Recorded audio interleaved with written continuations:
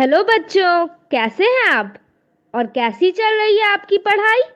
ये तो बहुत अच्छी बात है कि हम लोग प्रतिदिन सुबह 9 बजे से 10 बजे अपनी कॉपी और कलम के साथ मेरा दूरदर्शन मेरा विद्यालय कार्यक्रम देखने के लिए तैयार रहते हैं, जहां क्लास 6 से 8 की पढ़ाई होती है और साथ-साथ कुछ अन्य रोचक जानकारियां भी हमें मिलती हैं। कार्यक्रम में बताई जा रही इम्पोर्टेंट पॉइंट्स को हम नोट भी करते हैं ताकि बाद में उनका रिवीजन कर सकें। और हाँ बच्चों, एक बात और, हम लोग जो भी चीज़ें मेरा दूरदर्शन मेरा विद्यालय कार्यक्रम में सीखते हैं उसका अध्ययन अपनी किताब में ज़रूर करें। इससे उन चैप्टर्स को हम पूरी तरह समझ पाएंगे। आज हम लोग सबसे पहले सुनेंगे चंपारण सत्याग्रह से जुड़ी बातों को। उसके बाद हम लोग पढ़ाई करेंगे सामाजिक विज्ञान की, जिसमें क्लास 6 में समझेंगे पृथ्वी का परिमंडल को। फिर क्लास 7 में जानेंगे नए राज्य एवं राजाओं का उदय भाग 2 के बारे में। उसके बाद क्लास 8 की कक्षा में हम लोग पढ़ाई करेंगे कब, कहाँ और कैसे भाग 2 की। तो चलिए शुरू करते हैं आज की क्लास मेरा दूरदर्शन मेरा विद्यालय के साथ। चंपारण सत्याग्रह की कहानी। पिछली बार हमने ये जाना कि गांधी जी 1917 में पहली बार पटना पहुंचे और वहां उनके पुराने सहपाठी मजरूल हक मिले। उन्होंने गांधी जी को मुजफ्फरपुर जाने का रास्ता बताया। गांधी जी ने मुजफ्फरपुर में कृपलानी जी के घर रुकना तय किया। कृपलानी जी ने अपने छात्रों को गांधी जी को स्टेशन से लाने की जिम्मेदारी दे दी थी। उस समय कृपलानी जी कुंवारे थे, हॉस्टल के एक रूम में रहते थे। वो भागे भागे प्रोफेसर मलकानी जी, जो कि हॉस्टल के प्रभारी थे, उनके यहाँ गए और गांधी जी को अपने यहाँ पे ठहराने की विनती करी। मलकानी जी खुशी खुशी राजी हो गए। श्रीमती मलकानी जी गांधी जी की आरती उतारना चाहती थी, लेकिन नारियल की कमी थी। तो फिर कृपलानी जी ने रात में पेड़ पर चढ़कर नारियल तोड़ा, जिससे उनके जांग में चोट भी आ गई। और वहां स्टेशन पर छात्रों ने पूरी ट्रेन छान मारी, पर गांधी जी कहीं नजर नहीं आए। छात्रों को कोई भी बैरिस्टर नुमा व्यक्ति दिखाई ही नहीं दे रहा था। और उधर गांधी जी और शुक्ल जी गाड़ी से उतरे और प्लेटफॉर्म पर कृपलानी जी का इंतजार करने लगे।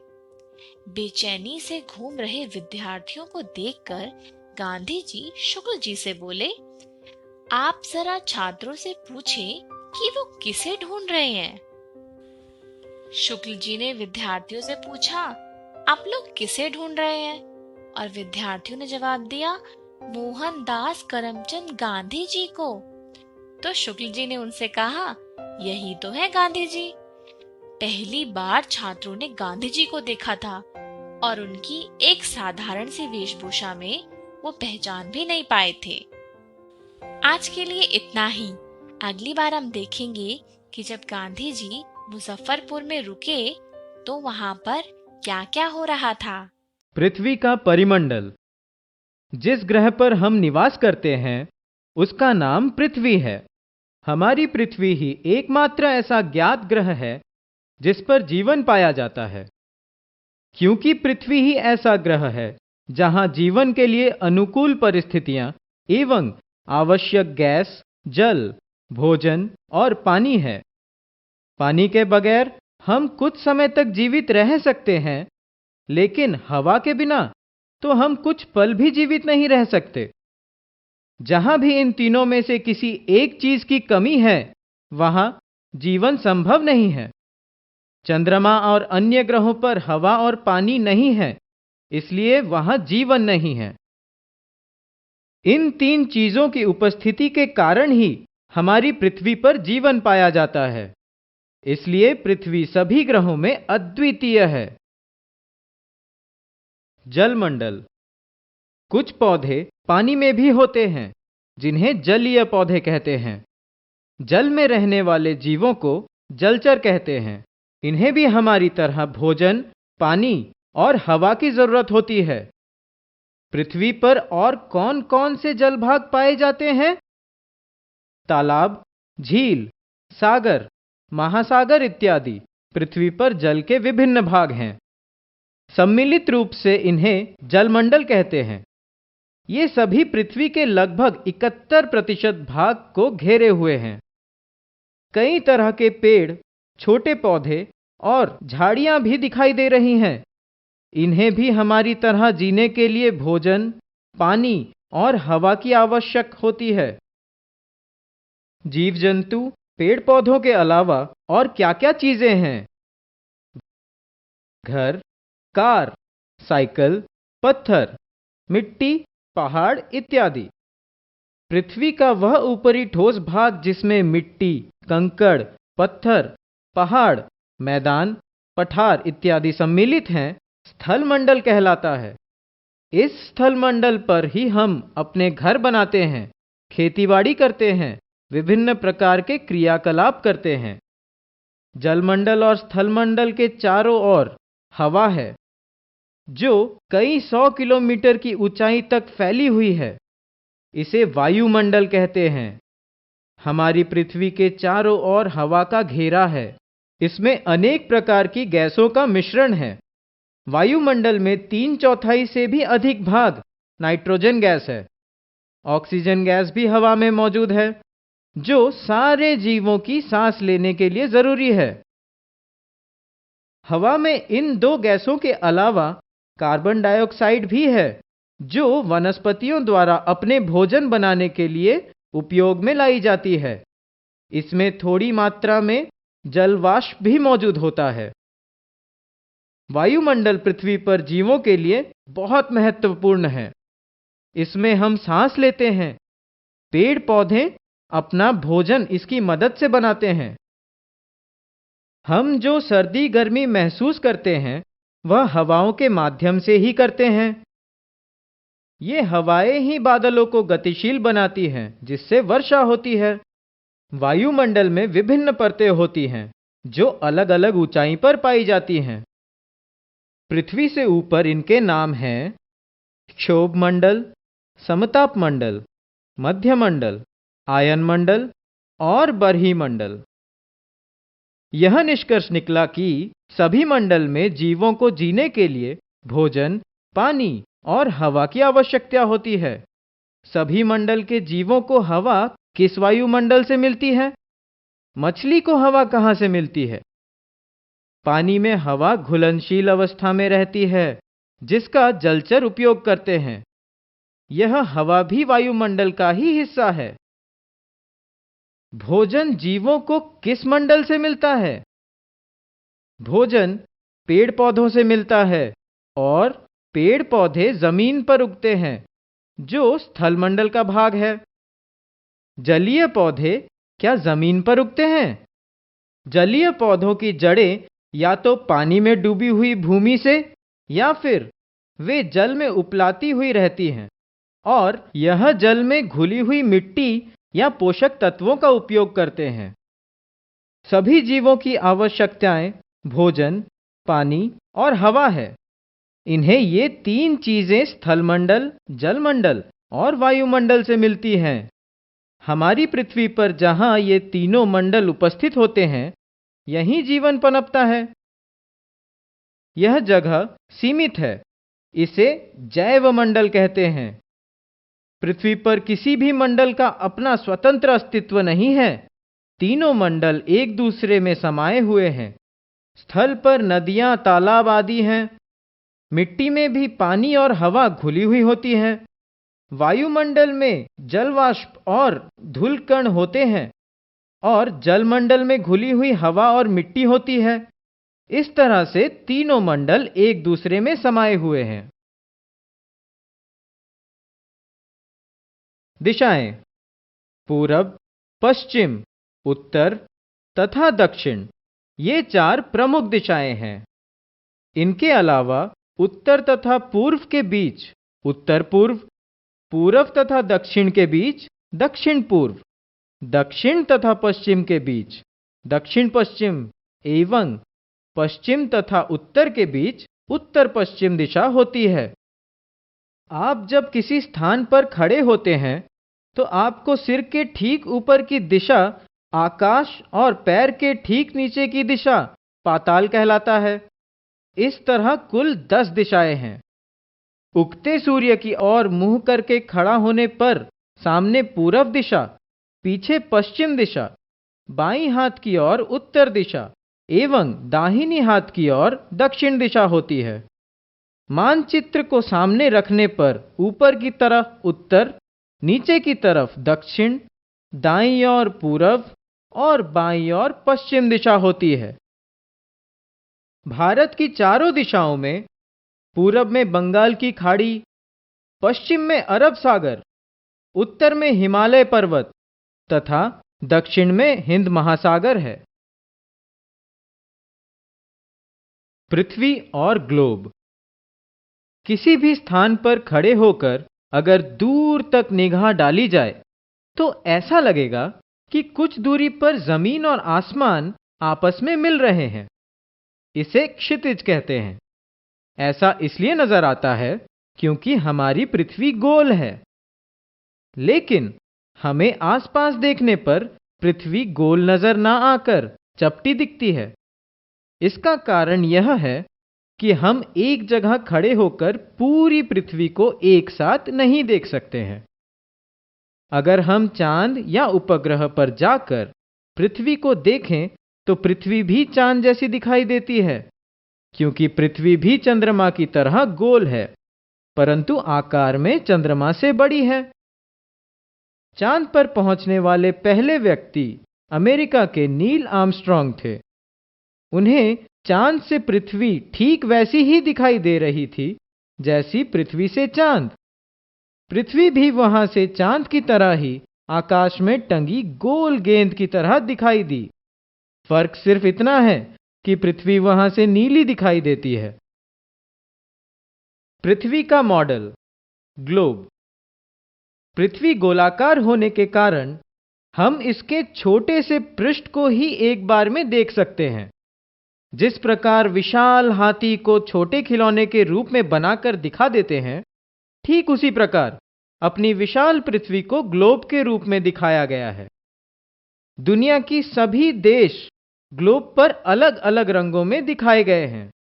ग्लोब में जहां नीला रंग दिखाई पड़ रहा है वह सागर और महासागर है। मानचित्र एवं ग्लोब। ग्लोब गोल है, जो मानव द्वारा बनाया गया पृथ्वी का छोटा मॉडल है, जबकि मानचित्र चौरस चपटे सतह पर बना होता है, परंतु इसमें जल एवं थल भाग के हिस्से विशेष रंगों से दिखाया जाता है।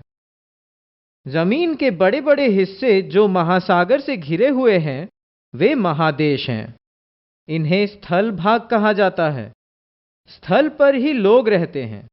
इसी पर गांव, शहर, नदी, नाले इत्यादि हैं। महादेशों की कुल संख्या 7 है। महादेश: एशिया, यूरोप, ऑस्ट्रेलिया, अफ्रीका, उत्तर अमेरिका, दक्षिण अमेरिका, अंटार्कटिका। महासागर: हिंद महासागर, प्रशांत महासागर, अटलांटिक महासागर, आर्कटिक महासागर। महासागरों की कुल संख्या 4 है। ये बहुत गहरे होते हैं। इनकी औसत गहराई लगभग 4 किलोमीटर तक होती है। यदि हमें एक महादेश से दूसरे महादेश तक पानी की जहाज से महासागर पार करके जाना हो तो कई सप्ताह लग जाते हैं। सफर के दौरान कई दिनों तक चारों ओर सिर्फ पानी ही पानी दिखाई पड़ता है। सभी महासागर आपस में जुड़े हुए हैं। आर्कटिक महासागर को उत्तरी एवं दक्षिण हिम महासागर भी कहते हैं, क्योंकि अत्यधिक ठंड के कारण यहां बर्फ जमी रहती है। हाथों को मलमल के स्वच्छ करेंगे साबुन और साफ जल से। याद रखेंगे सुमन के। सुमन के एस सीधे हाथ साबुन मल के, यू उल्टे हाथ रगड़ रगड़ के। याद रखेंगे सुमन के। एम मुट्ठी के ऊपर हाथ फिरा के, ए अंगूठे के ऊपर गोल घुमा के। याद रखेंगे सुमन के। एन नाखूनों को हथेली पे चमका के, कलाई के पास छल्ला बना के। याद रखेंगे सुमन के। स्वच्छ रखेंगे हाथ तो स्वस्थ रहेंगे आप। दक्षिण के राज्य। उन दिनों उत्तर भारत की तरह दक्षिण भारत में भी अनेक राज्य थे। कृष्णा नदी के उत्तर के राज्य, दक्षिण पथ के राज्य तथा कृष्णा नदी से दक्षिण के राज्य, सुदूर दक्षिण के राज्य थे। सुदूर दक्षिण के राज्यों में चोल, चेर, पांड्य आदि प्रमुख थे। आधुनिक मदुरै क्षेत्र में चोल साम्राज्य के दक्षिण में पांड्य राज्य था। आधुनिक केरल प्रांत में चेर वंश का शासन था। चोल राजाओं ने तंजौर के आसपास के क्षेत्र तमिलनाडु से अपना शासन प्रारंभ किया। धीरे धीरे प्लव वंश के शासक और अन्य स्थानीय शासकों को पराजित कर अपने को दक्षिण में सबसे शक्तिशाली बना लिया। लेकिन साम्राज्य की स्थापना करने वाले आरंभिक चोल शासकों में विजयालय 846 से 871 इकाई था। उसने तंजौर को जीतकर अपने आप को एक स्वतंत्र राज्य का शासक घोषित किया। चोल वंश के राजाओं में सबसे उल्लेखनीय राजा राजराज प्रथम और उसका पुत्र राजेंद्र चोल है। राजराज प्रथम 958 से 1016 इकाई एक कुशल सेना संचालक था और उसने अनेक दिशाओं में आक्रमण किए। राजराज दक्षिण पूर्व एशिया के व्यापार में अरबों के आधिपत्य से परिचित था। राजराज का पुत्र राजेंद्र 1014 से 1044 अपने पिता से भी ज्यादा महत्वाकांक्षी था। उसने एक विशाल जल सेना का गठन किया। उसके 2 युद्ध बड़े ही साहसिक और वीरतापूर्ण थे। एक जिसमें उसके सेनाएं पूर्व भारत के समुद्री तट से होकर ओडिशा को पार करती हुई गंगा नदी तक पहुंच गई। राजेंद्र का दूसरा अभियान श्रीलंका एवं दक्षिण पूर्व एशिया के देशों में हुआ था। इस अभियान में उसने जल एवं थल सेना का उपयोग किया। इस अभियान का मुख्य उद्देश्य अपने राज्य की व्यापारिक हितों की रक्षा करना था। चोल प्रशासन। राजा राज्य में सबसे अधिक शक्तिशाली व्यक्ति होता है। फिर भी शासन कार्यों के संचालन के लिए वह अपने मंत्री परिषद की सलाह लेता था। उसके आदेश उसका निजी सचिव लिख लिया करता था। इस व्यवस्था से प्रतीत होता है कि चोल शासकों ने सुसंगठित नागरिक सेवा का विकास किया। संपूर्ण चोल राज्य को राष्ट्र कहा जाता था। प्रशासन की सुविधा हेतु संपूर्ण राष्ट्र कई इकाइयों में विभक्त था, जिन्हें मंडलम कहा जाता था। मंडल का प्रधान तो राजवंशीय होता था, लेकिन कोटम, नाडु व कुर्म के अनेक अधिकारी व कर्मचारी होते थे।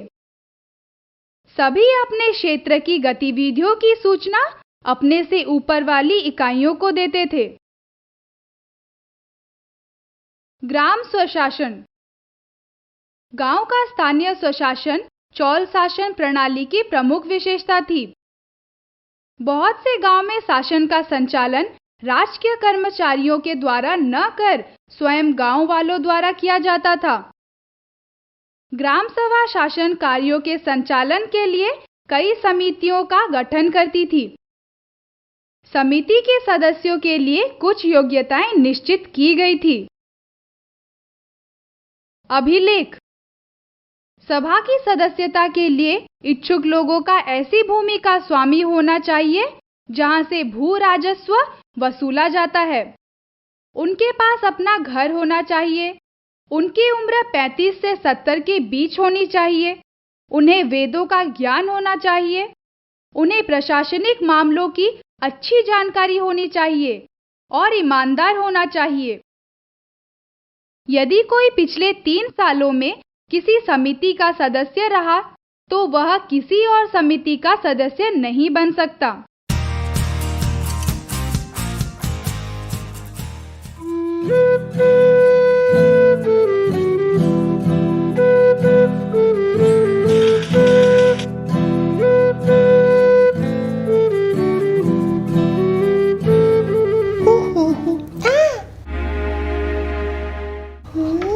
अरे तारा, तुम अपने हाथ धोए भी नहीं खा रही? तुमने कितनी सारी गंदी चीजें छुई हैं, और गंदे हाथों से क्या होता है मैंने बताया था ना। हाँ, मैं तो भूल ही गई थी। साली अब्बा। हाँ दोस्तों, कोरोना और दूसरे वायरस और कीटाणु हमारे शरीर में गंदे हाथों से आ सकते हैं। इससे बचने के लिए अपने हाथ बार बार धोने चाहिए। और हाथ कैसे धोने चाहिए? साबुन और साफ पानी से। और जब जब तुम हाथ धोना ये गाना गाना। हाथों को धोना है, हाथों को धोना है, क्योंकि कोरोना है, क्योंकि कोरोना है। हाथों को धोना है, हाथों को धोना है, हर बार कम से कम 40 सेकंड तक हाथों को धोना है, हाथों को धोना है। पानी का नल खोले, हाथों को भिगाए, नल को बंद करते फिर साबुन लगाए, हथेलियों को रगड़े फिर पीछे भी रगड़े, उंगलियों के बीच में गांठों को हथेली से, अंगूठे को रगड़े, नाखूनों को रगड़े। अब नल खोले, नल और हाथ धो ले, नल को बंद कर दे और हाथों को सुखा ले। इससे हाथ भी साफ होगा और पानी भी बचेगा।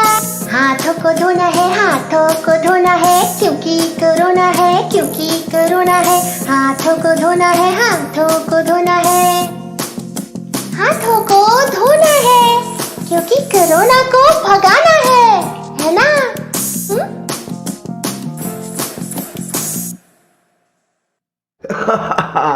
बहुत अच्छा गाना था तारा, बहुत अच्छा। थैंक यू अप्पा। अब बताओ कब कब हाथ धोना है तारा? मुझे याद है अप्पा। ओके। हाथों में खांसने या छींकने के बाद, घर या बाहर की कोई गंदी चीज या सतह छूने के बाद, किसी को छूने से पहले और छूने के बाद, चेहरा, नाक, आँख छूने से पहले और बाद में, खाना खाने से पहले, टॉयलेट जाने के बाद, खेल कर आने के बाद, किसी बीमार व्यक्ति को छूने के बाद, बाहर से आने के बाद और बच्चे की पॉटी साफ करने के बाद। अरे वाह तारा, तुम्हें तो पूरा याद है। अच्छा, हाथ धोने के साथ साथ कोरोना से बचने के लिए और क्या करना है वो भी याद है ना? हाँ बा, सबसे 1 मीटर की दूरी बनाकर रखना है और घर पर ही रहना है। अब मेरे साफ खुशबूदार हाथों से आप सबको नमस्ते। नमस्ते।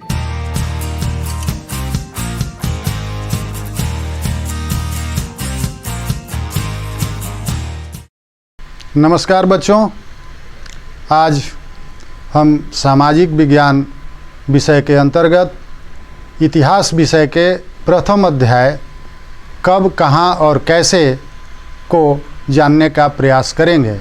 आपको काल विभाजन का आधार और मील के विचार के संबंध में मैं अवगत करा चुका हूँ। अब हम अपने इतिहास के स्रोतों को जानने का प्रयास करेंगे कि हम अपने इतिहास को किन स्रोतों के आधार पर लिखते हैं, कौन कौन से स्रोत हमारे इतिहास को लिखने में मदद करते हैं।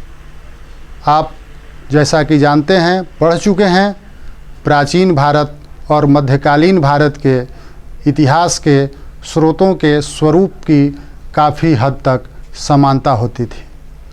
वहाँ पुरातात्विक और साहित्यिक स्रोतों पर हमें आश्रित होना पड़ता था।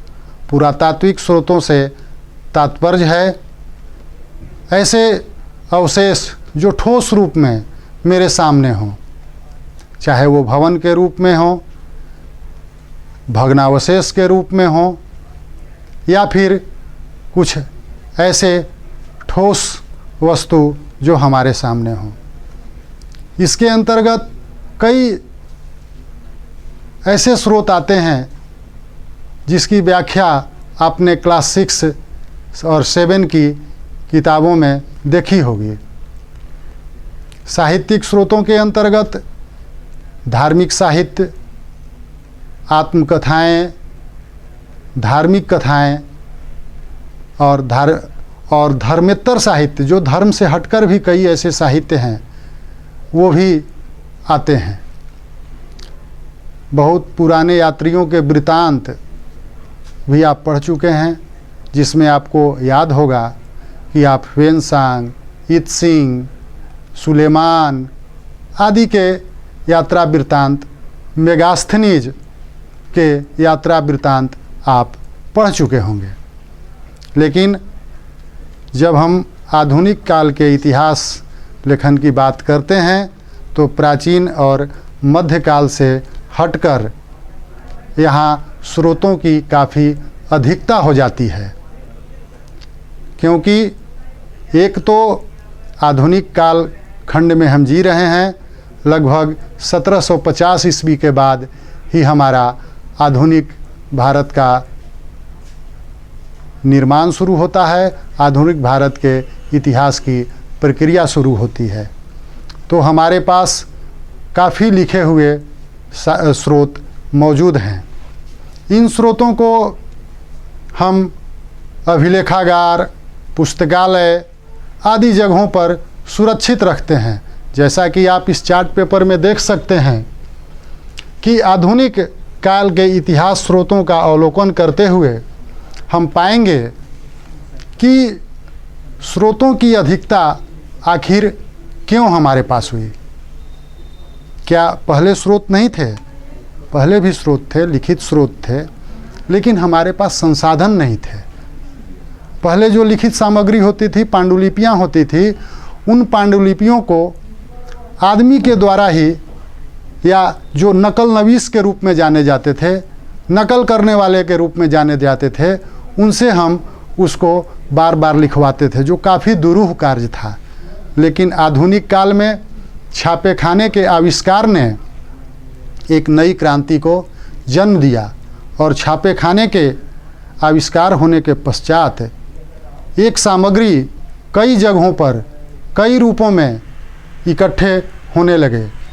एक ही सामग्री देश के कोने कोने में, विश्व के कोने कोने में जाने लगे, और इस छापे खाने ने इतिहास लेखन की प्रक्रिया को काफ़ी आसान कर दिया।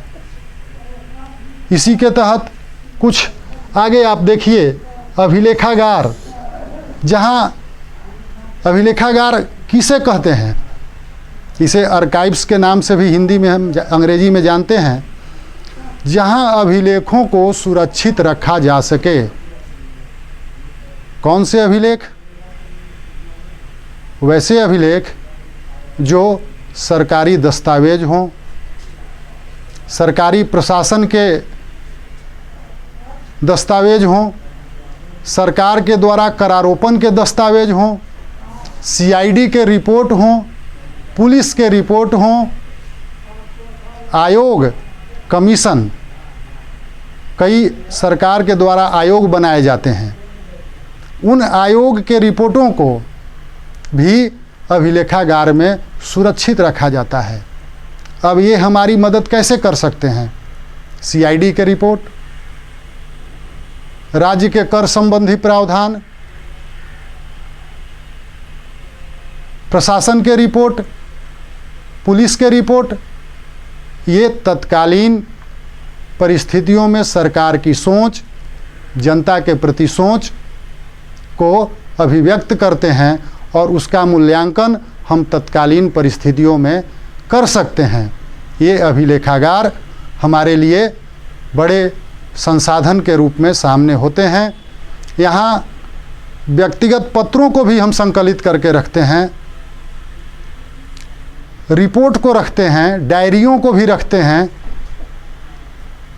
अन्य चीज़ों जो उस समय के लोगों के द्वारा अपने घर से निकाल करके अभिलेखागार को दान में दे दिया जाता है, वो भी हमारे इतिहास लेखन में सहायक होते हैं। इसी पाठ के अंतर्गत जब आप राष्ट्रीय आंदोलन का इतिहास पढ़ेंगे तो 1942 की क्रांति के संदर्भ में अभिलेखागार से हमें एक चिट्ठी मिली थी। उस चिट्ठी का उल्लेख आपकी पुस्तक में हमने किया कि उस समय का एक डॉक्टर, पढ़ने वाला डॉक्टर बनने अभी बने नहीं थे, वो एक पढ़ने वाला डॉक्टर, MBBS की पढ़ाई करने वाला 1942 के संदर्भ में, इतिहास के संदर्भ में अपनी पत्नी को किस प्रकार पत्र लिखता है, और उस पत्र से उस समय की परिस्थितियों को हम झांक सकते हैं, हम देख सकते हैं। आप अपनी पुस्तक में भी देख सकते हैं। कई ऐसे CID के रिपोर्ट हैं जो आपके पुस्तक में हैं, स्रोत के रूप में दिए गए हैं। अखबार, तत्कालीन अखबारों के रिपोर्ट जो दिए गए हैं। पत्र, गांधी जी का पत्र जो इरविन के नाम है वो आपकी किताबों में है, इसी क्लास 8 की किताब में है। उस पत्र का आप अवलोकन कर सकते हैं स्रोत के रूप में।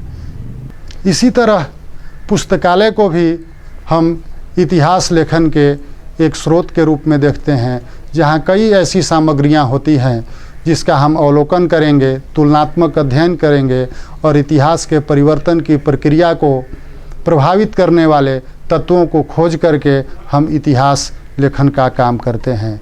इन पुस्तकालयों में पुराने अखबार मिलते हैं, अन्य कई सामग्रियाँ मिलती हैं, कुछ तत्कालीन समय के पुस्तक मिलते हैं जो समाज की विभिन्न घटनाओं का जिक्र करते हैं, हम उनसे भी मदद ले सकते हैं।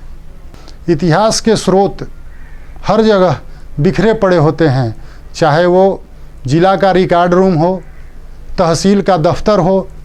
जिला रिकॉर्ड रूम से भी हम बहुत सारे ऐसे आदेश प्राप्त कर सकते हैं जो जनमानस को प्रभावित करते हैं, जो सत्ता की गतिविधियों को प्रभावित करते हैं। तहसील से भी हम कई ऐसे रिपोर्ट प्राप्त कर सकते हैं जो हमारे लिए इतिहास लेखन में सहायक होते हों। इसी तरह से कुछ ऐसे महत्वपूर्ण व्यक्ति जो अपनी जीवनी लिखते हैं या उनकी जीवनी किसी के द्वारा लिखी जाती है, अपनी जीवनी लिखते हैं वो आत्मकथा के रूप में। तो यहाँ आपको जीवनी और आत्मकथा में अंतर समझना होगा।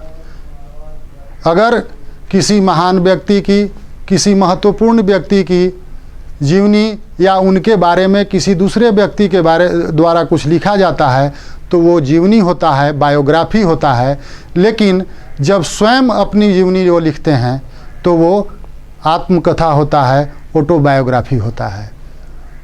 उस बायोग्राफी और ऑटोबायोग्राफी, जीवनी और आत्मकथा के माध्यम से हम तत्कालीन समाज की घटनाओं जो हमें प्रभावित करता है, मास लेवल पर महत्वपूर्ण लोगों को या समाज के हर अंग को प्रभावित करता है, उसकी भी हम जांच परख करके इतिहास लेखन में सहायता ले सकते हैं। जैसा कि आपने पुराने अखबार जो हमारे इतिहास लेखन के लिए कैसे सहायक होते हैं आपने देखा है, आपको मैंने बताया है। व्यक्तिगत पत्र भी हमारे लिए काफ़ी महत्वपूर्ण भूमिका अदा करते हैं इतिहास को जानने में। जैसा कि आपके पुस्तक में उल्लिखित है, गांधी जी ने इरविन को जो पत्र लिखा है सविनय अवज्ञा आंदोलन के पहले कि आप मेरी मांगों को मान लीजिए, मैं अनुनय विनय जो किया है आप उसे देख सकते हैं कि कैसे इतिहास को प्रभावित करने वाले ये पत्र लोगों के जनमानस को प्रभावित करता है। इसी तरह से आप डायरी, निजी दस्तावेज, जीवनी और आत्मकथा के संदर्भ में जान चुके हैं। अब मैं आपको बताना चाहता हूँ कि भाषण और साक्षात्कार की जो कॉपी होती है या उसके जो रिकॉर्ड होते हैं वो हमारे इतिहास को कैसे प्रभावित करते हैं। जो महत्वपूर्ण व्यक्ति होते हैं, चाहे वो राजनेता के रूप में हो, प्रशासक के रूप में हो, उनके भाषण, उनके हर शब्द हमारे लिए मूल्यवान होते हैं, क्योंकि वो तत्कालीन समय के प्रतिनिधि होते हैं और वो प्रतिनिधि पूरे राज्य की व्यवस्था को, पूरे तत्कालीन सामाजिक, आर्थिक, सांस्कृतिक गतिविधियों को प्रभावित करते हैं, आम जनमानस में अपनी छाप छोड़ते हैं और आम जनमानस भी उनकी बातों पर प्रतिक्रिया देता है।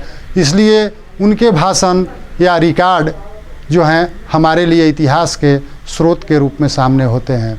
पॉलिटिकल लीडर्स अपनी मैनिफेस्टो को चुनाव में ले जाकर के रखते हैं कि हम इन बातों के आधार पर आपसे अपना वोट मांगते हैं, जो हमारे राज्य के नीति निर्देशक तत्वों में अंकित हैं। हर पार्टी की, हर व्यक्ति की, हर नेता की एक जो विचारधारा होती है, जो इतिहास को प्रभावित करता है, उसके भी रिकॉर्ड, उसके भी भाषण के अंश हमें प्रभावित करते हैं। आप अपनी किताबों में देख सकते हैं, स्वतंत्रता मिलने के वक्त जो मध्य रात्रि में जवाहरलाल नेहरू ने देश को संबोधित किया था और आने वाली चुनौतियों को उन्होंने सामने रखा था और राष्ट्र निर्माण के लिए जो उन्होंने अपनी प्राथमिकताएं तय की थी, वो उनके भाषण में देखे जा सकते हैं। तत्कालीन इतिहास के वो अंश भी हैं और वर्तमान में वो हमें मार्गदर्शित और प्रभावित भी कर रहे हैं। किसी व्यक्ति, समूह या संस्था के द्वारा जो भौगोलिक सर्वेक्षण किया जाता है, चाहे ज़मीन का, जंगल का, नदी का, वनस्पति का, या फिर उस समय मिलने वाले जो हमारे भूगोल में जो तत्व हैं, हमारे भूमि पर जो मिलने वाले तत्व हैं, उन तत्वों का जो सर्वेक्षण किया जाता है, उस सर्वेक्षण के आधार पर भी हम इतिहास का अध्ययन कर सकते हैं। उसके बाद होने वाले बदलावों का तुलनात्मक अध्ययन कर सकते हैं और उन तुलनात्मक अध्ययन के आधार पर तत्कालीन समय का हम इतिहास लिख सकते हैं। उसी तरह से जनगणना हमारे लिए एक महत्वपूर्ण ऐतिहासिक स्रोत के रूप में है। बच्चों, आप जानते होंगे कि जनगणना की शुरुआत 19वीं सदी के उत्तरार्ध में 1872 से शुरू होता है और उसके बाद प्रत्येक 10 वर्ष पर जनगणना होती है। उस जनगणना में जाति, धर्म, अर्थव्यवस्था, शिक्षा आदि सभी चीज़ों का सर्वेक्षण किया जाता है और उसके बाद उस जनगणना के विश्लेषण के बाद सरकारों को अगले 10 वर्ष के लिए नीतियों के निर्माण के लिए प्रयास करना पड़ता है। उनकी गरीबी दूर करने के लिए, अशिक्षा दूर करने के लिए वो सारे काम उस जनगणना के विश्लेषण के बाद, रिपोर्ट के विश्लेषण के बाद करने पड़ते हैं। आप जानते होंगे कि 2021 में भी जनगणना होने वाला था। उसकी प्रक्रिया 2020 से शुरू हो रही थी, लेकिन इसी बीच एक भयंकर महामारी कोविड के कारण वो प्रक्रिया रोक दी गई और वो अभी अनिश्चित काल के लिए स्थगित है। इतिहास के निर्माण में हमें तत्कालीन साहित्यिक स्रोतों, खास करके आधुनिक भारत के इतिहास की बात करते हैं तो जन सामान्य लोग के स्थितियों को समझने के लिए हम लोकप्रिय कथाकार मुंशी प्रेमचंद की किताबों का भी अध्ययन कर सकते हैं। इसी तरह से कई अन्य साहित्यकार हैं जिनके किताबों का हम अध्ययन करते हैं, भारतेंदु का हो, निराला का हो। ये सारे लोग हमारे देश की जो सामाजिक परिस्थिति है, जो आर्थिक परिस्थिति है, उसका जो प्रतिबिंब है अपने रचनाओं में दिखाने का प्रयास किए हैं। इतिहास के निर्माण में न सिर्फ उपयोगी सामग्री वही होता है जो ऑथेंटिक तरीके से लिखा जाए, बल्कि आम लोगों के द्वारा प्रचलित किंवदंतियाँ, लोकोक्तियाँ कहावतें आदि भी हमारे इतिहास के निर्माण में सहायक होते हैं। कुछ फोटोग्राफ्स उस समय के, जिस समय वो फोटोग्राफ्स लिया गया होगा, वो भी हमारे लिए इतिहास में सहायक हो सकता है। आप जानते होंगे, आपके किताब में है, आप देख सकते हैं कि 1850 में सबसे पहले फ़ोटो कैमरे के माध्यम से जो फ़ोटो लिया गया वो बहादुर शाह जफ़र का लिया गया था। बहादुर शाह जफ़र प्रथम और अंतिम मुग़ल सम्राट थे जिनकी फ़ोटोग्राफी कैमरे से ली गई। अब आपको आश्चर्य होगा कि वो प्रथम और अंतिम कैसे हैं। प्रथम इसलिए कि कैमरा उनके पहले आया नहीं था, और अंतिम इसलिए कि उनके बाद कोई सम्राट या उनके बाद कोई बादशाह रहा नहीं। तो वो प्रथम और अंतिम मुग़ल बादशाह रहे, या हमारे भारत के बादशाह रहे जिनकी तस्वीरें कैमरे से ली गई। हालांकि उसके पहले आप जानते होंगे कि मुग़ल सम्राट के कई चित्रकार हुआ करते थे जो चित्र का निर्माण करते थे, लेकिन कैमरे से पहला चित्र जो है वो बहादुर शाह जफ़र का लिया गया, जो हमारे इतिहास के लेखन में सहायक सिद्ध होता है। इतिहास के अध्ययन में हमारे जीवन पर आधारित कुछ फिल्में भी हमें मार्गदर्शित करती हैं। हमारे लिए बहुत सारे ऐसे तथ्य छोड़ जाते हैं जिनके आधार पर हम इतिहास का निर्माण कर सकते हैं। उन फिल्मों में बायोपिक फिल्में जो किसी के जीवन पर आधारित हों, ऐतिहासिक घटना पर आधारित हो, जैसे भगत सिंह पर आधारित फिल्म, रानी लक्ष्मीबाई पर आधारित फिल्म, रानी पद्मावती पर आधारित फिल्म, स्वतंत्रता संग्राम के विभिन्न पहलुओं पर आधारित फिल्म, गांधी जी एवं अन्य तत्कालीन नेताओं पर या महापुरुषों पर जो आधारित फिल्में हैं, वो हमारे लिए इतिहास की सामग्री के रूप में हमें काफ़ी कंटेंट, काफ़ी तथ्य उपस्थित करते हैं, जो हमारे लिए काफ़ी महत्वपूर्ण है, हमारे इतिहास के लेखन में काफ़ी महत्वपूर्ण है, और आज तकनीकी युग में हम उनका सहारा भी लेते हैं। बच्चों, आप देख चुके हैं कि किसी कालखंड की विशेषताएं ही उस इतिहास के रूप में हमारे सामने आती हैं, लेकिन उस कालखंड में जो बातें होती हैं, जो ऐतिहासिक घटनाएं होती हैं, वो समय के साथ साथ परिवर्तित भी होते जाती हैं। समय के साथ साथ उनमें परिवर्तन भी होता है। जैसे आप देख रहे हैं कि शब्द भी अपने अर्थ परिवर्तित करते चले जाते हैं, स्थानों के नाम में परिवर्तन हो जाते हैं। जैसे आप जानते होंगे कि आज का चेन्नई पहले मद्रास था, आज का मुंबई पहले बम्बई था, आज का कोलकाता पहले कलकत्ता था, आज का पटना कभी किसी ज़माने में पाटलिपुत्र हुआ करता था। तो आप स्वयं देख सकते हैं कि कैसे इतिहास स्वयं को समय के साथ बदलता है, शब्दों के अर्थ भी बदलते हैं। आज भी कई सारे जगहों के नाम बदले जा रहे हैं। उदाहरण स्वरूप आप देख सकते हैं, मुगल सराय स्टेशन का नाम बदल करके पंडित दीनदयाल उपाध्याय जंक्शन कर दिया गया। इसी तरह से इलाहाबाद का नाम बदलकर प्रयाग कर दिया गया। तो इतिहास की धारा में कई सारे नाम समय के साथ साथ बदल जाते हैं, जिसे आप अभी वर्तमान के संदर्भ में भी देख सकते हैं। आप देखिए, भौगोलिक सीमाएं भी बदलती हैं। भारतीय उपमहाद्वीप के संदर्भ में जब हम बात करें तो ये भौगोलिक सीमाएं कैसे बदलती हैं, ज़रा आप गहराई से और गंभीर होकर इसे समझने का प्रयास करें।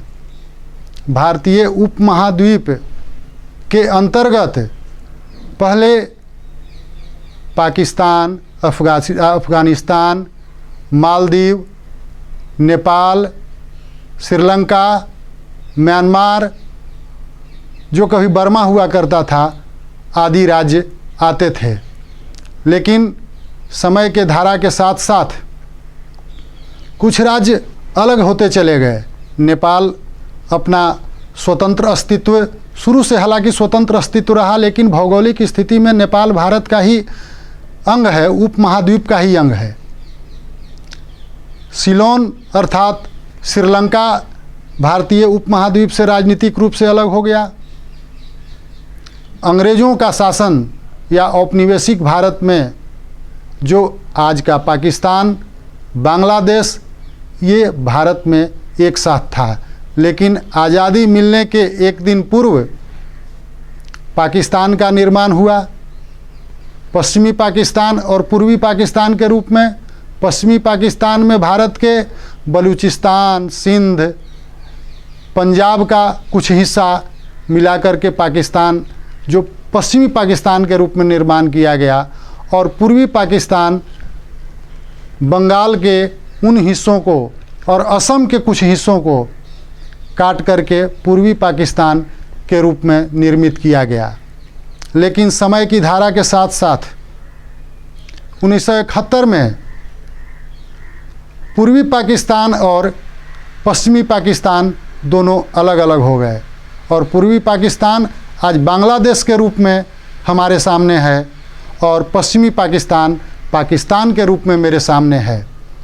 इस तरह से हम देख सकते हैं कि भारतीय उपमहाद्वीप, जिसकी एक प्राकृतिक सीमा हिंदू कुश पर्वत से शुरू होकर हिंद महासागर तक आती है, आज वो भारत नहीं है।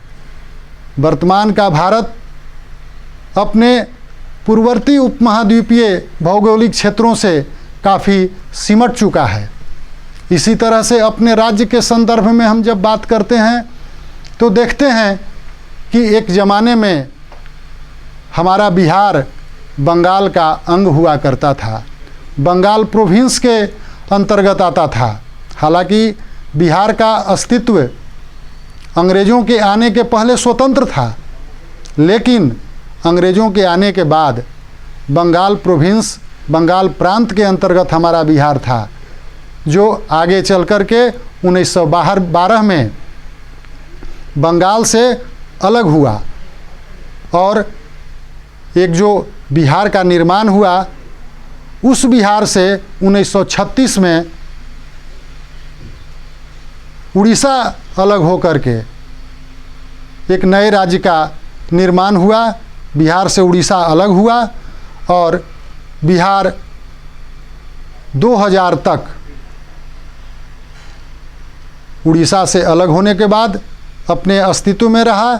लेकिन 15 नवंबर 2000 को बिहार के 18 पठारी ज़िलों, जो आज झारखंड के नाम से जाना जाता है, 18 पठारी ज़िलों को मिलाकर झारखंड नाम का एक नया प्रदेश निर्मित किया गया, और आज 2 बार खंडित होकर बिहार वर्तमान में हमारे सामने है। इस तरह आप देख सकते हैं कि कैसे भौगोलिक सीमाएं, इतिहास समय के साथ साथ अपने अर्थ बदलते चलते हैं। बच्चों, आप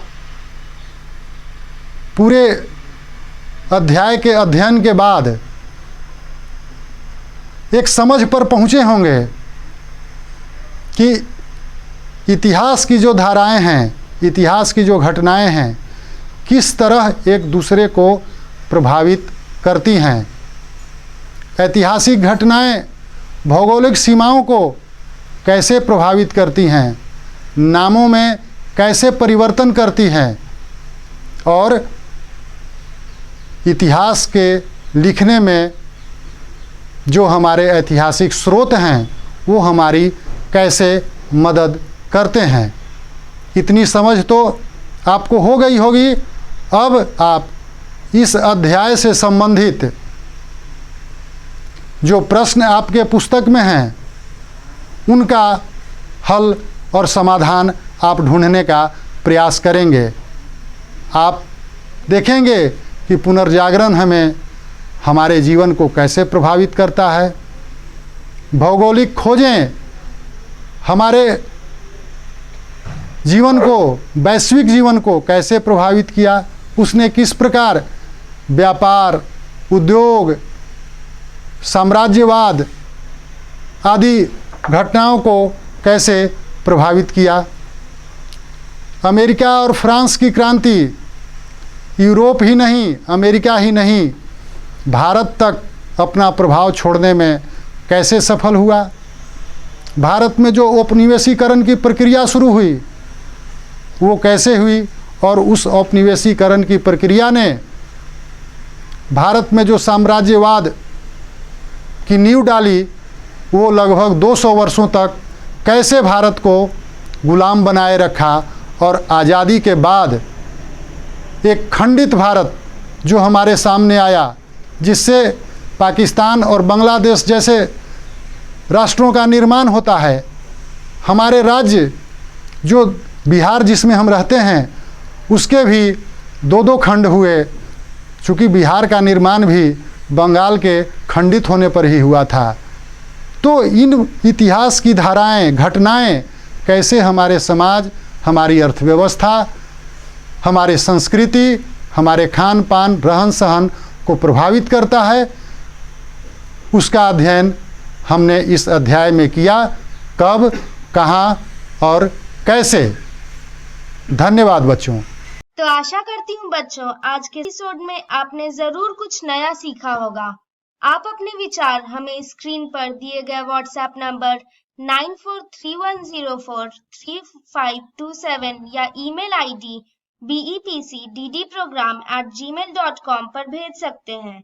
और हाँ, आप मेरा दूरदर्शन मेरा विद्यालय कार्यक्रम को कभी भी बिहार शिक्षा परियोजना परिषद के YouTube चैनल पर देख सकते हैं। इसके लिए सर्च करें BEPC मेरा दूरदर्शन मेरा विद्यालय और कार्यक्रम को देखें, इम्पोर्टेंट पॉइंट्स को नोट करें और क्वेश्चंस हल करें। इसके अलावा इसके सारे एपिसोड बिहार शिक्षा परियोजना परिषद की वेबसाइट पर डिजिटल लर्निंग सेक्शन में भी उपलब्ध है। विजिट करें www.bepcssa.in। और आपको तो पता ही है कि आप खुद से लिखी कविताएं, कहानियां, पेंटिंग्स या इनके 2 से 3 मिनट के वीडियो भी हमें स्क्रीन पर दिए गए व्हाट्सएप नंबर या ईमेल आईडी पर अपना नाम, कक्षा, विद्यालय का नाम, प्रखंड और जिले के नाम के साथ भेज सकते हैं। हम चुने गए एंट्रीज को आने वाले एपिसोड में प्रसारित भी करेंगे। तो घर पर रहें, पढ़ते रहें, बढ़ते रहें। मिलते हैं अगले एपिसोड में। बाय बाय बच्चों।